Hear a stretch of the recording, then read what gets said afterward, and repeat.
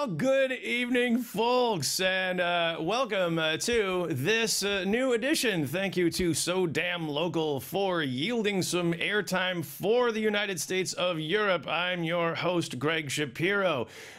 This is a special welcome to everyone out there, from the Brits who happen to be living in France, the Spanish who might be working in Poland, the Greeks in anywhere but Greece, and internationals everywhere. If you have a European passport, like I do, Greg Shapiro, the American Netherlander, then you can vote on the 22nd of May in the Netherlands and anywhere from 22nd to 25th in different European countries, depending on where you are. See how it's impossibly difficult to understand? That's why maybe we need someone to try to put it into normal layman's terms. That's where I come in. Now, let's take a look at some of the headlines coming up.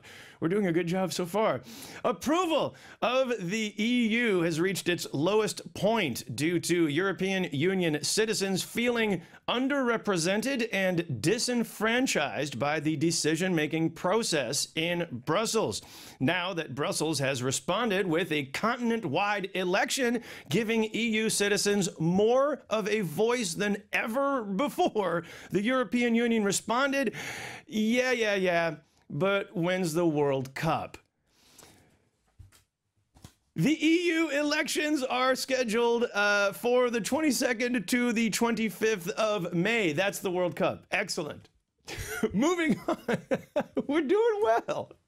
The EU elections are scheduled for the 22nd to the 25th of May, a date which was already moved earlier on the calendar. Why? To make way for a very important holiday in Europe, Pentecost. Yes, it's official. The European Union is now less relevant in Europe than Christianity.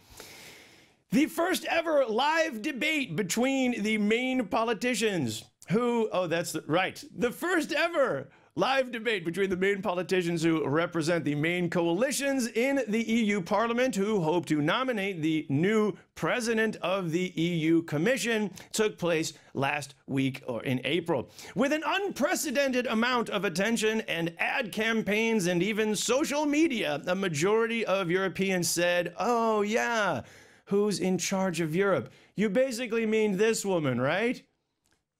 We nailed it! All right. Upon hearing that there will be a major European voting contest in the month of May, most Europeans you talk to are assuming you're just talking to you're talking about the Eurovision Song Contest. Yes, the Eurovision Song Contest. Well, by that logic, the new leader of Europe will be either Azerbaijan, Ukraine, or maybe just Russia. To which Russia replied, "Yes, pretty soon. Yeah, that's about right."